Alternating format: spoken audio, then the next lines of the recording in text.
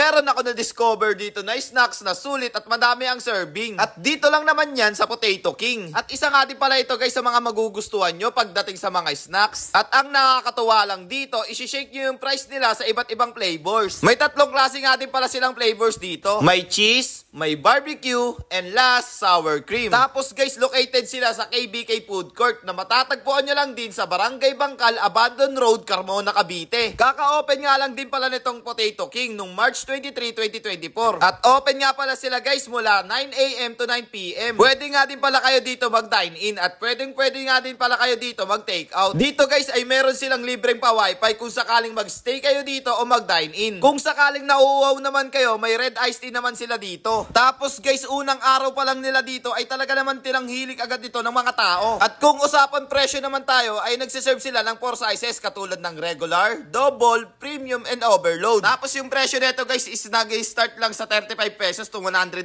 pesos. At sino ba naman tatanggi sa french fries? Mapabata, matanda, o binata, dalaga ay talaga naman paborito yan. Kaya kung ako sa inyo, isama mo na jowa mo, tropa mo, o pamilya mo. At kung sakaling gusto nyo naman magkaroon ng sariling franchise, i-PM nyo lang sila and open naman sila para doon. At narito si Sir Richard Comandante para imbitahin kayo.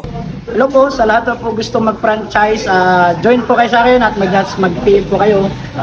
Willing po kayo tulungan kung paano po i-handle ang ating food cart na food of franchise. Marami po kami mga franchise sa GC Premier, pero po kami Shumai King, Potato King at Noodle House. Yun lang po kung gusto nyo willing po akong turuan kayo at i-guide para sa franchise. Pwede nyo nga din pala i-PM si Sir Christian D. Ibanez sa Facebook. Kapag di nyo mahanap, ay pwede nyo naman din i-PM ang kanyang page. So paano guys, hanggang dito na nga lang din po para tayo. At kita-kits ulit sa next vlog. So again, this is Hadjak TV. Thank you for sunshine, thank you for rain, thank you for joy.